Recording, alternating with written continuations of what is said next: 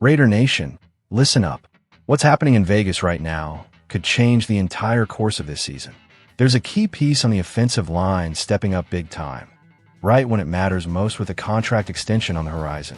At the same time, the quarterback room just got rocked by an unexpected move, and to top it all off, there's a wide receiver from a conference rival who might be the final piece in this hard-nosed offense the new staff is building. So hit that like button, subscribe to the channel, and turn on notifications because this is serious business.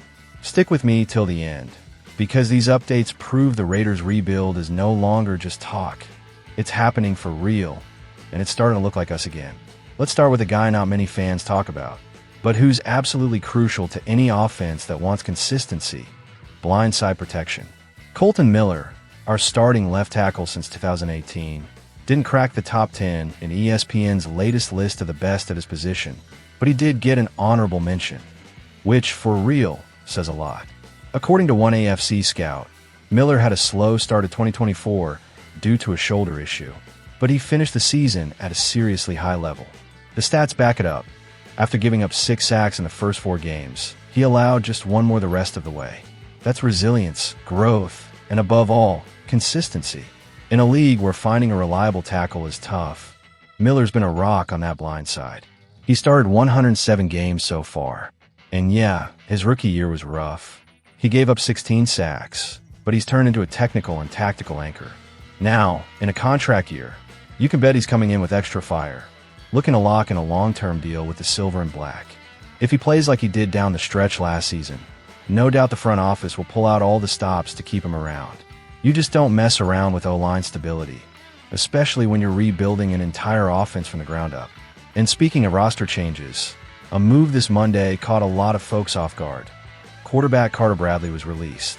He went undrafted in 2024, spent most of the season on the practice squad, and even made it to the active roster, but never saw a snap. Son of former Jaguars coach Gus Bradley, he came to Vegas with some family legacy hype, but with the QB room being completely reshaped, there just wasn't space left for him. Right now, the team's rolling with Geno Smith as the starter, Aiden O'Connell as the primary backup, and rookie Cam Miller, picked in the 6th round, rounding out the trio. That's already enough competition. With training camp around the corner, holding on to a 4th QB with no clear path to playing time just didn't fit the plan. It's a tough cut, no doubt, but it shows the Raiders are locked in on efficiency and competition. Carter's a smart player with a football pedigree. He might find a home somewhere else. But here, it's on to the next chapter. And the message couldn't be clearer. The evaluation period is over. From here on out, it's a full-on battle for every single roster spot. But that's not all. There's buzz about a potential new weapon on offense.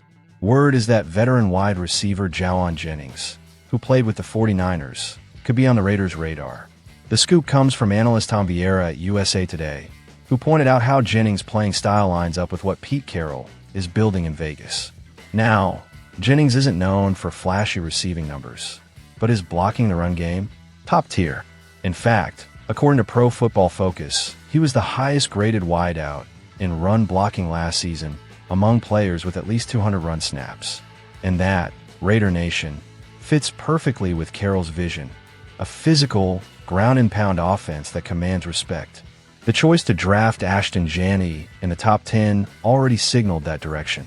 If Jennings does land in Vegas, he'd be a perfect fit alongside a receiving core that already features Brock Bowers as the top target and Jacoby Myers in the slot. Plus, there's rookie Jack Beck, who could develop fast under a vet like Jennings. The impact wouldn't just be about skills, it'd be strategic too. Strong perimeter blocking can turn basic runs into explosive plays, and Carroll knows that better than anyone. He even said recently that the Raiders are keeping a close eye on the market, hunting for guys who are tough, competitive, team first, and flat out love the game. If this move goes through, it'll be another clear sign that this franchise is building a real identity. Physical football, run-first offense, and guys who wear the shield with pride. It's wild how fast things are starting to take shape. What we're seeing here isn't just talk of a rebuild. It's the execution of a real plan. The offensive line is being recognized and reinforced. The QB room is getting smarter, stronger, and more competitive.